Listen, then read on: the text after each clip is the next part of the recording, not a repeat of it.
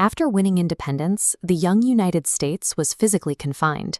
The majority of its citizens lived along the Atlantic coast, separated from the interior of the continent by the dense, imposing barrier of the Appalachian Mountains. For the pioneer farmers who managed to settle west of that rocky divide, moving a seasonal harvest back east by wagon was a grueling and often impossible task.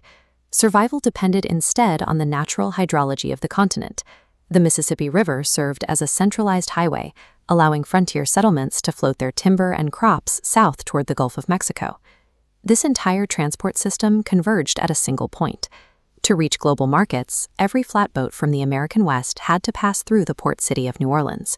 Control of that one city dictated the economic viability of the entire American frontier. In 1800, through the Treaty of San Ildefonso, Spain secretly transferred control of the massive Louisiana territory back to France. France was led by Napoleon Bonaparte, a commander of immense military ambition. Suddenly, the young United States found one of history's most aggressive powers positioned directly on its western border. President Thomas Jefferson recognized that a French empire in North America would eventually block American expansion, leading either to economic ruin or an inevitable war. To avoid conflict, Jefferson chose diplomacy. He sent Robert Livingston and James Monroe to Paris with a specific mission: offer the French government up to $10 million to purchase New Orleans. This localized attempt to secure a river port placed the American diplomats at the center of an imperial crisis they didn't yet understand. While the Americans arrived in Paris to talk about a single city, Napoleon's wider colonial strategy was falling apart. A massive slave revolution in Saint-Domingue, modern-day Haiti, had successfully defeated French forces, shattering France's most profitable Caribbean colony. This loss made the Louisiana Territory strategically obsolete for Napoleon. Its primary purpose had been to act as a food supply line for the sugar plantations in the Caribbean. Without Haiti, the vast North American territory became a logistical burden that France could no longer afford to defend or maintain. Napoleon also anticipated a new war with Great Britain. He feared that the British Navy, dominant on the seas, would simply seize Louisiana as soon as hostilities began. Faced with a failing empire in the Caribbean and a looming threat in Europe, France decided to liquidate its North American holdings. When the American diplomats entered negotiations, French officials stunned them with an offer that went far beyond their instructions. The proposal encompassed 828,000 square miles of land, stretching from the Mississippi River toward the Rocky Mountains. The asking price for the entire territory was $15 million. Livingston and Monroe recognized the rarity of the opportunity and agreed to the purchase immediately, despite lacking the authority to do so.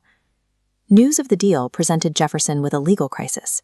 He believed in a strict interpretation of the law, and the U.S. Constitution provided no explicit power for a president to buy foreign land.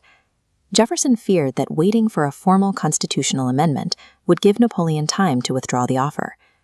This handwritten document shows the legal path Jefferson chose.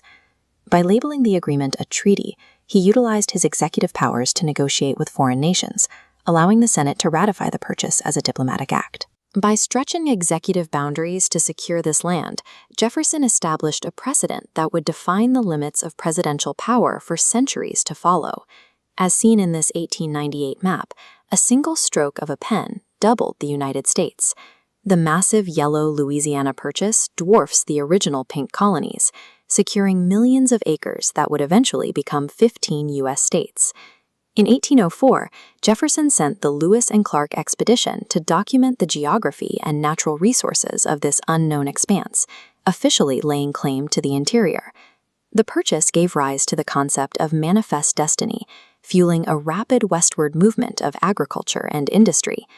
This acquisition provided the massive geographic scale and abundance of natural resources that transformed the United States from a coastal republic into a dominant continental power.